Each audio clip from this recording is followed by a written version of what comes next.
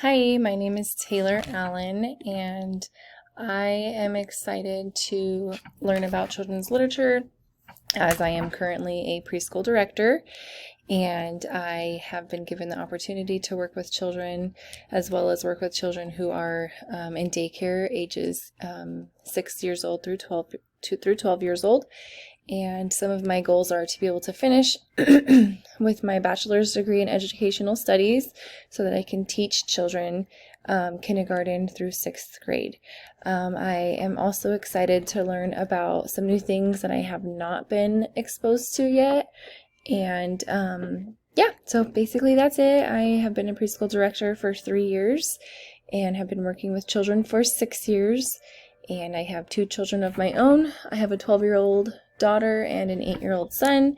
And I just love what I do. I like children. I like to watch them grow and learn, and it's fun to watch them reach the small milestones as well as the big ones.